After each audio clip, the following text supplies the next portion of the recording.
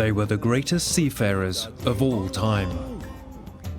The Polynesians conquered the Pacific thousands of years ago in simple wooden sailing boats like these and settled thousands of islands. Polynesia.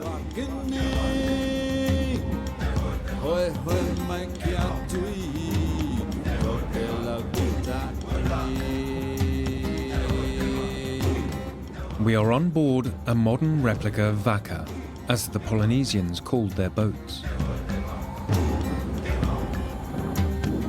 En route to Tokelau, 3 lonesome atolls in the middle of the Pacific, who have become pioneers in power generation. Tokelau is the first nation on Earth that has switched its power generation to 100% solar. We want to see how that has changed their lives.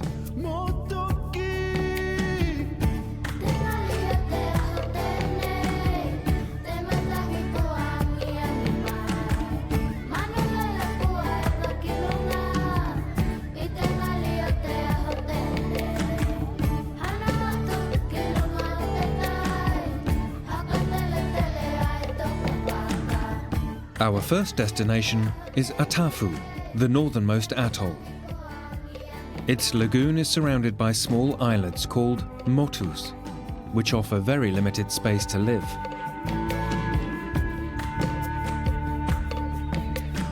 While the surf pounds the reef,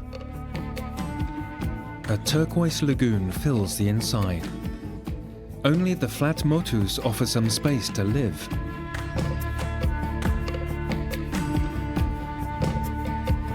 The water world of atolls, the narrow space between ocean and lagoon, is unique amongst the landscapes of this world. We sail through the lagoon with local fishermen. Nowadays, aluminium boats have replaced the vakas. In the shallow waters of the reef, fishermen cast their lines for the small reef fish. Fish are the staple diet for atoll dwellers, and they are still aplenty.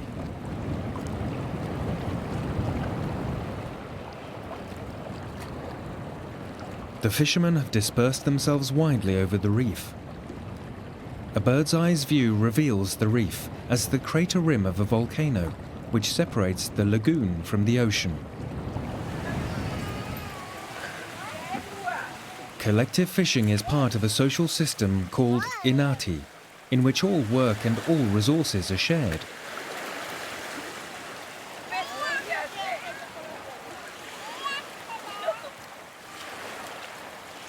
The women prepare the men's catch right on the beach. Coconut flesh is the most important ingredient.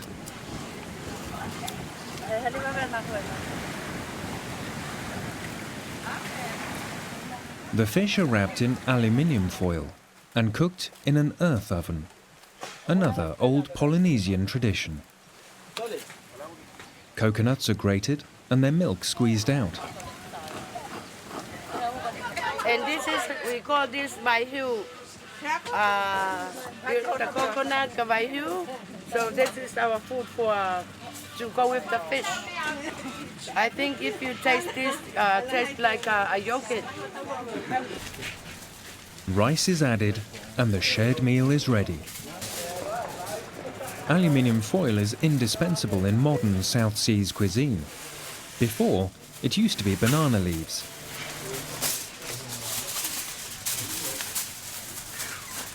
Everything we do here on our beautiful island, we all share, everyone share. There's no rich, there's no poor on our island. Beautiful.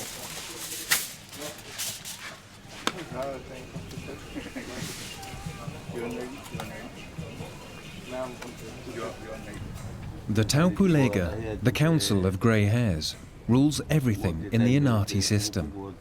Some sort of ancient communism. The old men decide which work needs to be done and how the resources are shared. There is a basic wage for everybody, financed by aid from New Zealand.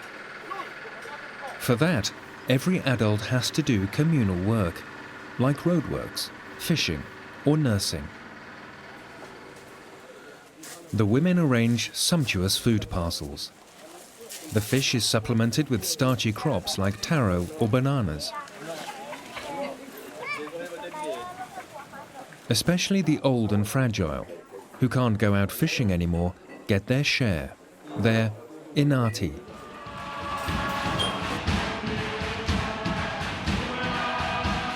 Rehearsals in the community hall, songs and dances of atafu, to be performed at a church festival.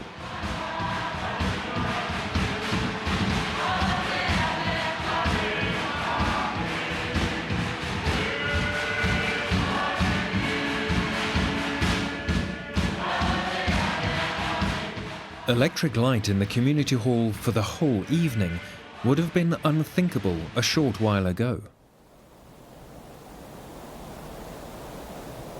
At the far end of the motu is the solar power plant that has supplied power for the whole island since 2013. Here, close to the equator, the sun gives away its energy very generously.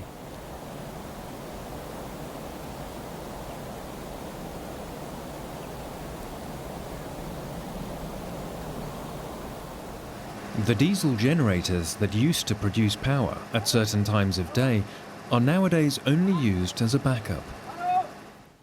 Every single drum had to be shipped 500 kilometers by ferry from Samoa. Instead of the rattling of generators, now only the rustle of palm leaves is heard. I think that's an interesting thing. This one piece will make 52 layers. Watch on mobile devices or the big screen, all for free. No subscription required.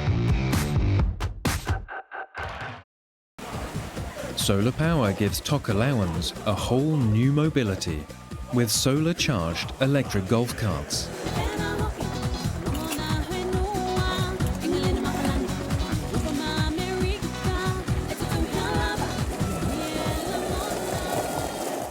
Our vaka is visited by a fisherman in a traditional wooden boat. It is a handcrafted vaka.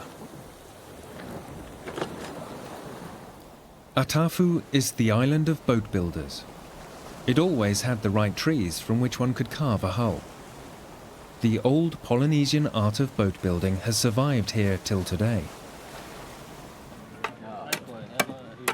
These men are carving parts for a boat, a paddle for instance, or a water container.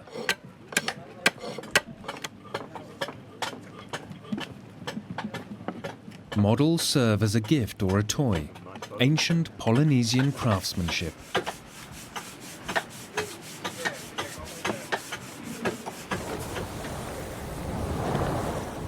We sail to the next atoll.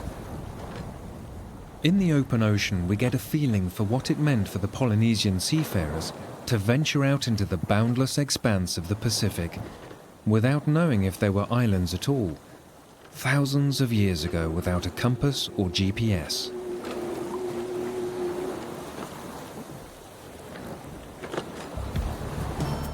From Atafu to the middle atoll of Nukunonu. It's about 90 kilometers. From this perspective, it becomes clear that atolls actually are underwater volcanoes, whose rims are sticking out of the ocean. Our vaka is called Rangi, which means heaven. It was built following traditional Polynesian design, right down to the cut of the sail, by the German Ocean Foundation, Okeanos.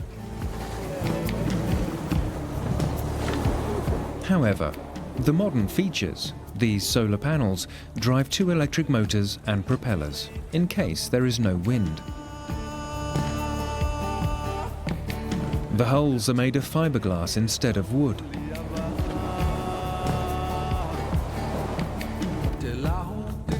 And the cockpit has everything that is needed nowadays for navigation. But it's only for emergencies. The crew, young Polynesians from Tahiti, Cook Islands and Samoa, are here to learn classic Polynesian navigation, following stars and natural phenomena at sea. Rangi is one of 7 training boats. built by Okeanos for this purpose. The descendants of the early Polynesian navigators are reviving this ancient art and passing it on to others.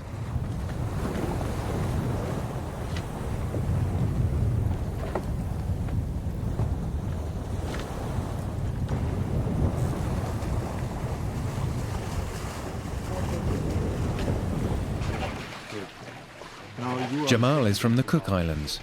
He's our first officer. Can he navigate the Vaca without GPS? I would be. For our courses for the short courses that we're doing in this trip, easy. And how does he know that islands are near? Well, whether there's daylight or not, the cues are a confused swell. So it could either be reflecting off or refracting from an island. Other cues would be birds. Birds would be flying from an island or flying back, certain birds. During daylight, in the right conditions, the discolorment of clouds hitting the upper lagoon or blue turquoise water, if there's any. If the island is high enough, the clouds would be stopped by the mountains. Arrival in Nukunonu. We have to drop anchor at the outer reef because the mouth of the lagoon is too narrow.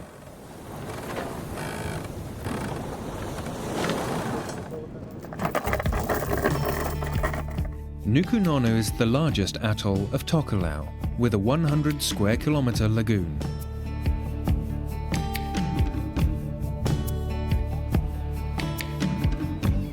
The inhabitable land area, however, is only 5 square kilometres. Here, the solar plant is outside the village, in the same place the diesel generators once were.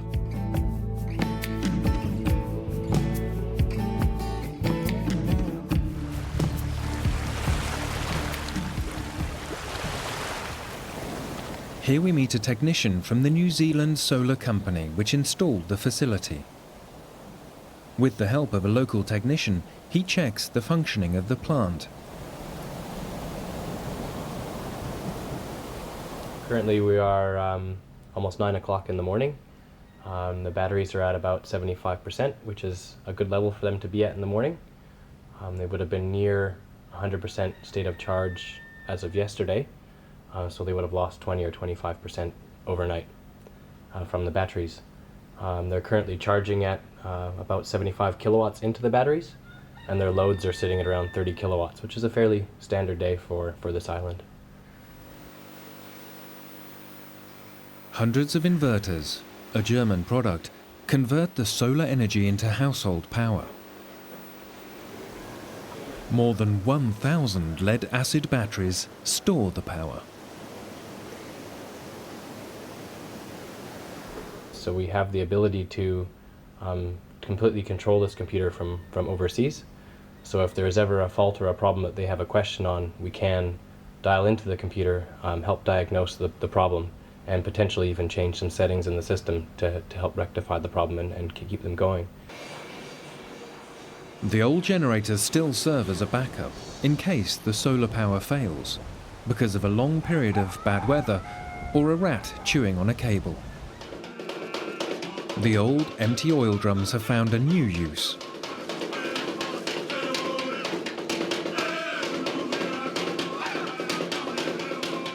As moisture and stuff gets on the top, you'll get an actual electrical current flowing from... In general, the capacity of the batteries can supply enough power even through a fairly long rainy period. With a total output of 1 megawatt for all 3 islands, Tokelau has the largest off-grid power plant in the world. Towards evening, the backup generator is started for a nighttime maintenance of the batteries. They are basically like car batteries, reliable, robust, and cheap. There are more than 1,300 on all 3 atolls.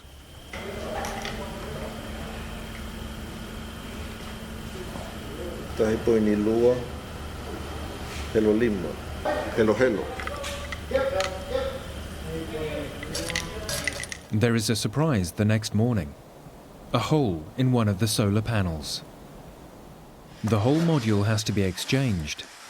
An opportunity for Shane, the technician from New Zealand, to show his apprentice how it's done. How could that have happened? The apprentice overcomes his embarrassment. What happened? It's just a hole. Yeah, it's been those carpenters have been playing around with their hammers. Maybe they thought it was a screwdriver. Solar power has drastically improved the living standard of the close to 1,500 Tokelauans. Tokelau's energy chief has witnessed it. Oh, it's had quite a significant change of culture on the way people have taken on board the availability of 24/7 power. I remember when I first came here in 1987, there was only about 6 hours power a day if you were fortunate. So since the 11,000 volt energy has been provided, they've sort of become quite accustomed to the use of energy. One definite effect. People watch more TV, not only kids. Whilst before the generators were switched off at night, the box is now on round the clock. But 24-hour power also means the internet is on all the time. This young girl, for instance, is doing an online language course. Before, she would have had to travel 36 hours by ferry to Samoa. Education over the internet is important for small islands to keep their young people on the island. For their mother, Lomelata, solar power has also changed everything. Yeah, it has, because now we have full access 24 hours to power, which we never had before, and it's actually quite strong as well. Oh yes, washing machines, the TV, the kids' TV, the internet. Yeah, so it's good having that outside communication 24 hours. Diesel generator maintenance required a lot of time and personnel, and even then power was only sporadic. Not to mention the consumption of diesel. 2,000 oil drums had to be shipped by ferry over 500 kilometres from Samoa every year. Yearly cost, $1 million New Zealand dollars. In particular for ourselves and as our company, I mean, this is what we do it for. We love it. It's great to see a community like this reducing their reliance on fossil fuels. And the amount of time it frees up. They used to have someone sitting here maintaining and watching diesel generators all the time, and now they're out fishing. Long gone are the days when the freshly caught fish were rotting in the freezers because of another power cut.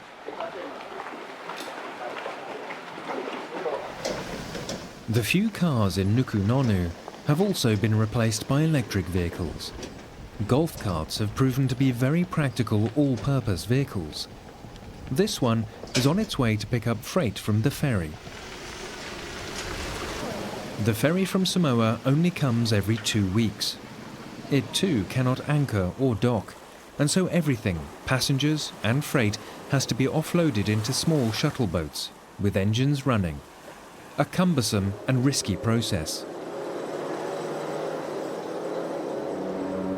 The ferry only stops at each atoll for a short time, and then carries on to the next atoll, which means you may need to wait 2 weeks to get to the next atoll, only 50 kilometers away.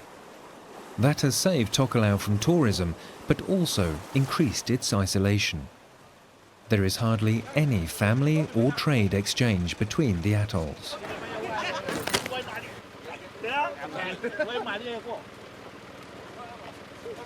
More and more freezers and fridges are brought in. Thanks to solar power, no household has to go without them.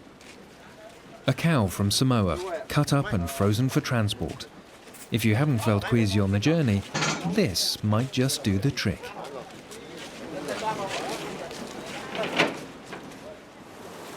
The tiresome ferry, as the only connection to the outside world, dictates the rhythm of life in Tokelau. Every order, every letter takes weeks, and when the ferry fails to come, important things become scarce, like fishing lines, petrol for the outboards, rice, and not least, beer from Samoa. A vaca could be an alternative, at least for transport between the islands. The islands could help each other out, to visit friends and family, or challenge the neighbouring island to a rugby match. That is exactly what the Okeanos Foundation is hoping to achieve, not only reviving the old Polynesian art of sailing, but also offering the islands an adequate and sustainable means of transport.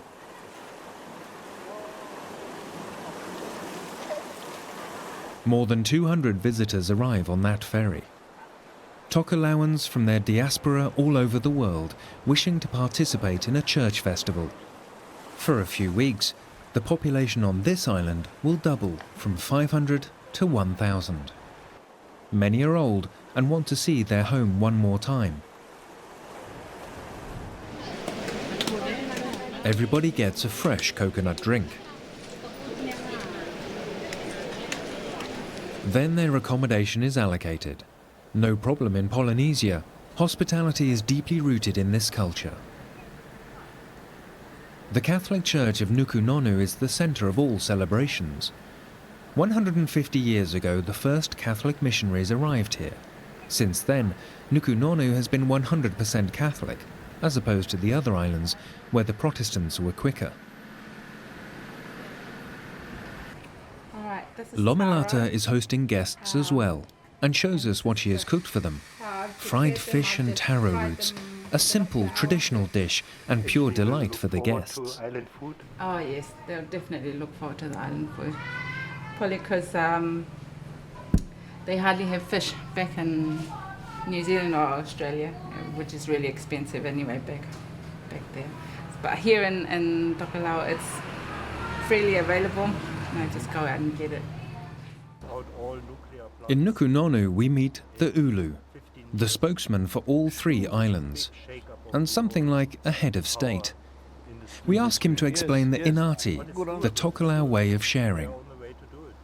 Example, when I go out fishing and I get 40 odd bonitos, I'm liable to put it on the table for inati. Somebody that goes out in the ocean or the lagoon and get to collect the fish so much is bound to be on the He has to share it. You have to share it. It's an issue that when I grew up here, the elders from our ancestors have been here for a long time, sharing our catches, and it doesn't have to be the catches; it can be the grown copper, the veggies, and all that. From brotherly sharing to Christian charity, it's only a short jump. 150 years ago, the first missionaries must have been impressed by their Tokelauan lambs and their inati.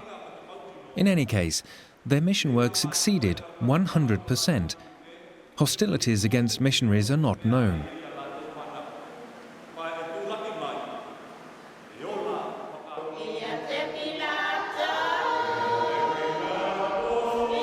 Their multi-voiced chorals are based on old Polynesian hymns, with new lyrics from the missionaries.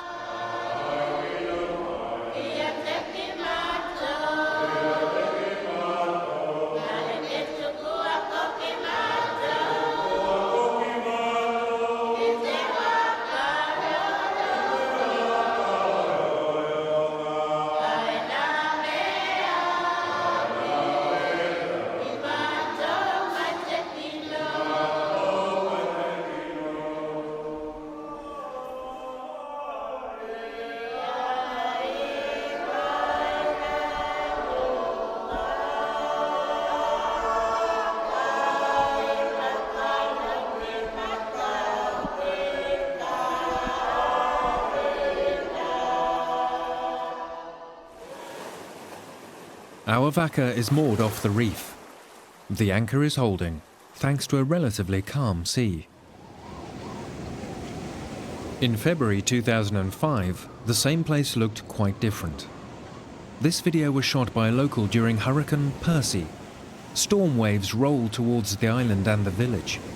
Irresistible, like a tsunami, the flood surged through this passage between two motus.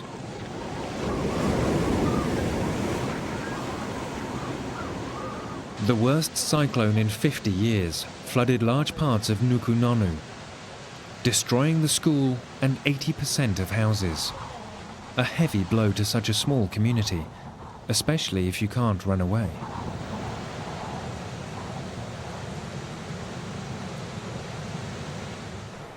The Ulu is in no doubt. Climate change has arrived in Tokelau. Especially in the hurricane season, coming through, the waves getting bigger, and it's coming into the island, and take the erosions, effects on the erosion side of things. It's an issue. I hope the bigger countries can have more focus on these issues, because it's affecting us here in Tokelau. From Nukunonu, it's about 55 kilometers to Whakaofu, the third atoll. Takes us about half a day in best sailing conditions. Action at the stern.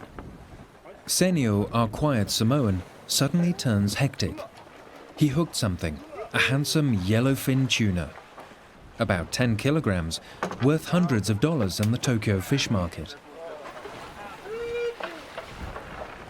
Taurawa from Tahiti fillets it and bites into the raw flesh.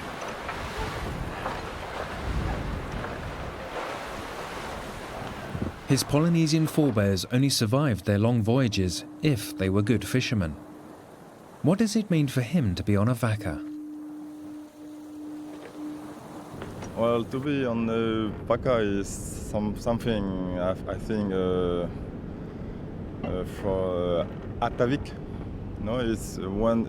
Even if you don't know how, you feel you must do it, and it's also like a kind of stage you go through to become another man in the adult world. Whakaofu is the southernmost atoll of Tokelau. 62 motus surround the 50 square kilometer lagoon that has many sandbanks. About 500 people live on Whakaofu, most of them huddled densely on a small speck of land. Whakaofu has the biggest population density in Tokelau. Hospital, school and solar power plant have been relocated to another motu high on the horizon.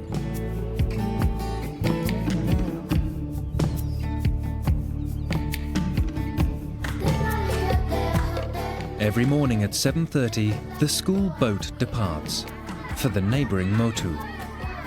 On board a gang of noisy kids.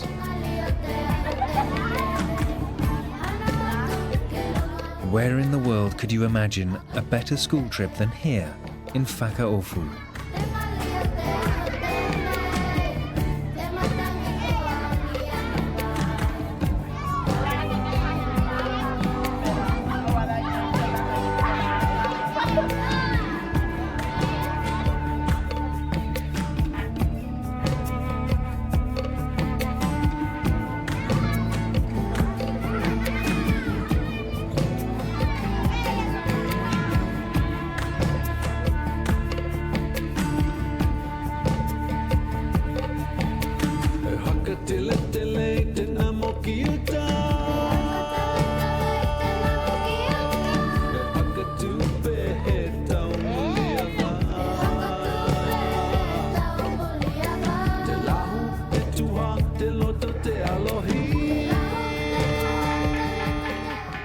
Nine o'clock, the bell calls for prayers.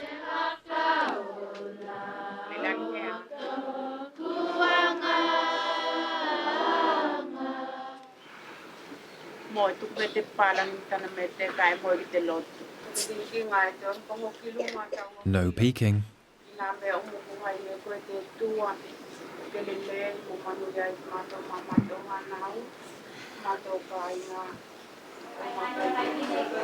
Class starts, casually at first, with homework correction. With a camera around, making faces is unavoidable. Then it gets serious, with English class, the most important subject. Bilingual education is the top goal of the curriculum. Most Tokelauans go overseas at some stage in their lives, mainly to New Zealand or Australia, but they shouldn't forget their mother tongue.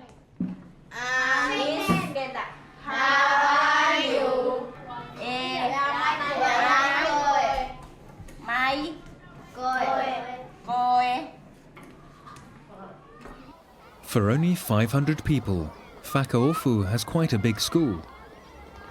Because it also offers further education, all the way up to courses from the Regional University of the South Pacific. We teach all the subjects, news science, math, social science, Tokelau, English, home economics, industrial arts, or technology. When the kids return to the village police marches along. Today, the Council of Elders, the Taupulega, is meeting. The flag must be raised.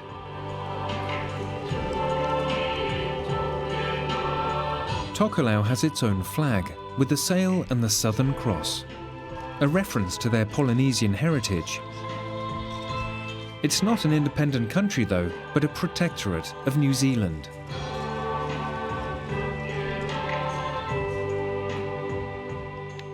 But law and order are enforced as well.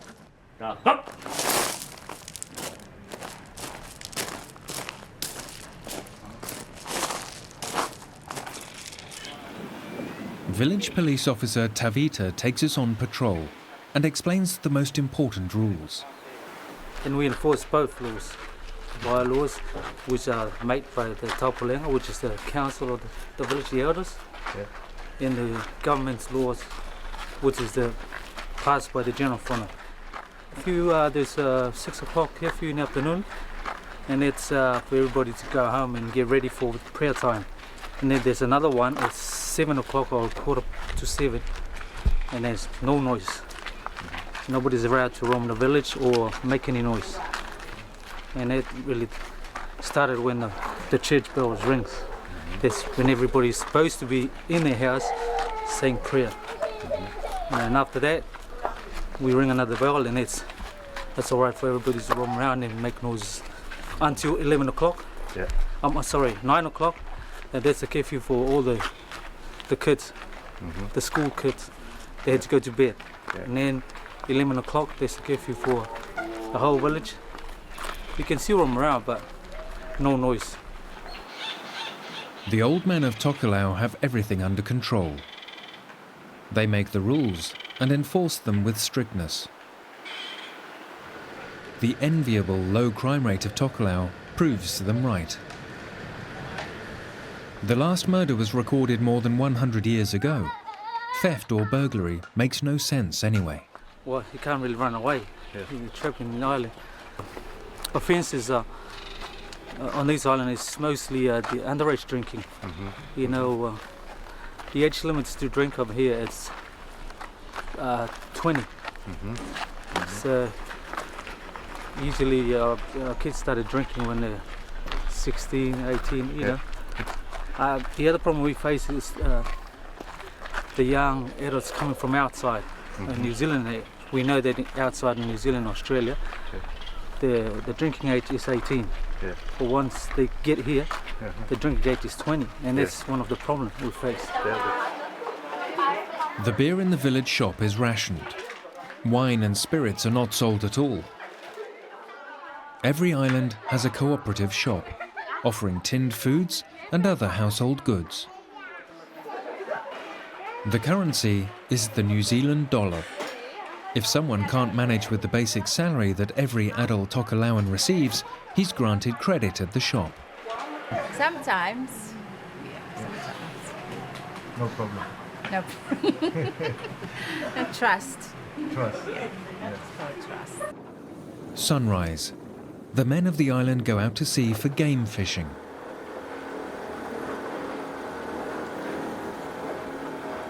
In contrast to the sheltered inner lagoon, it can get quite uncomfortable off the reef.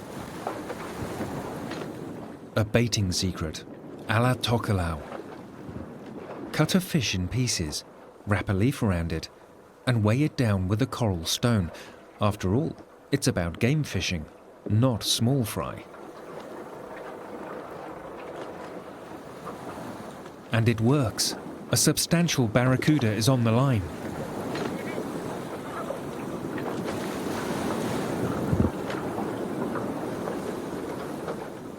Late morning, the boats return to the island.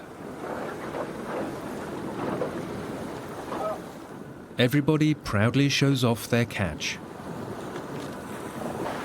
At the boat ramp, all fish are collected, weighed, and measured.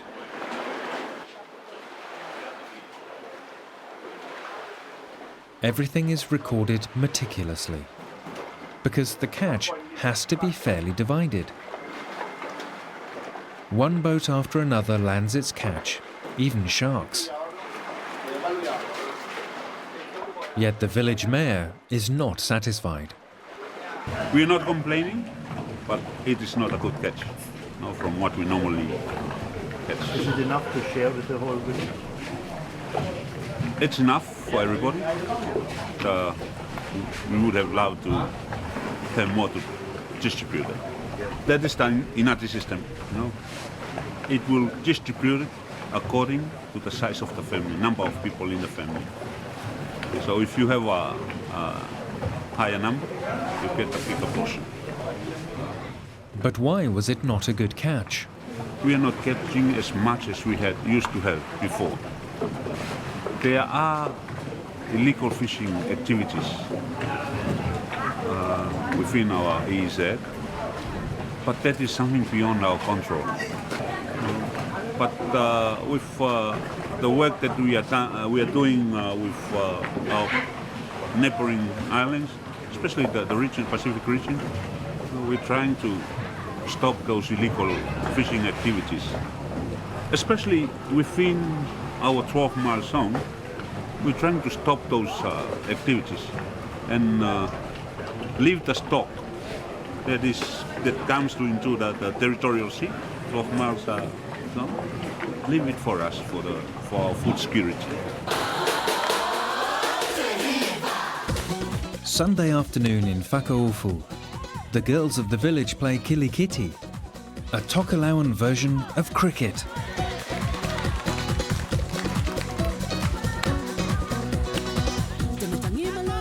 Lots of fun, but sweaty.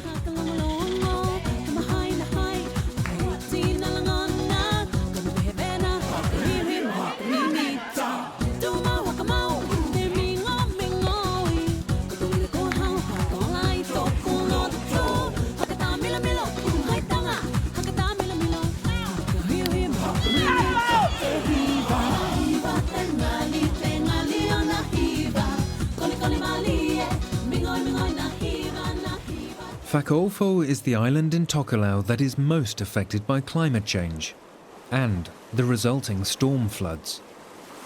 That's why seawalls had to be built around the village. Climate scientists are still disputing whether the sea level really is rising, but it is clear that the frequency of storm floods is increasing. This is a threat to the very existence of flat atolls, says one of the administrators of the island. Definitely. I mean, we are so glad that we built the seawalls. If we didn't have the seawalls, I think most of the land would have been eroded, and most or part of our island probably wouldn't be here today if we didn't have the seawall. Last year, the people of Whakaofu had a strange experience. There is absolutely no wind. The weather is calm, and that there is this strong sea surge that nobody seems to know where it's coming from. Strong sea surge has always been associated with cyclonic seasons, But weather patterns have changed tremendously. And I truly believe that it has a lot to do with climate change. Tokelauans therefore have a message to the world. My message is, we know what is causing all these problems in the world. And why not do the right thing and try and cut down on all this, the causes of all these problems? Because as you can see, we, the small island groups, are most affected about from this, from this climate change.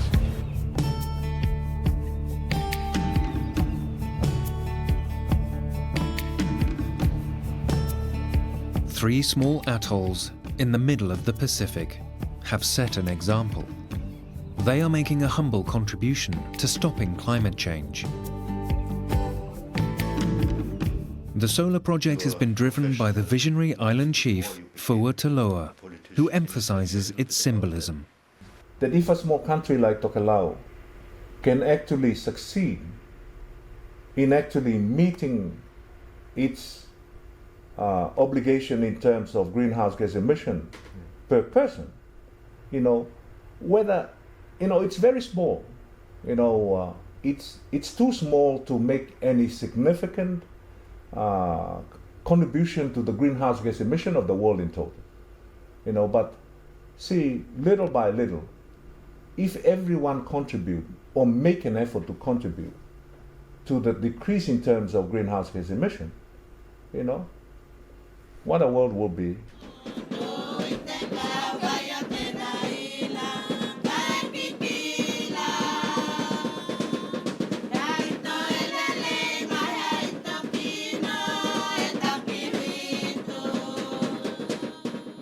Farewell from Tokelau. Three small islands at the end of the world. Ancient traditions still being lived today, yet open to the newest technology.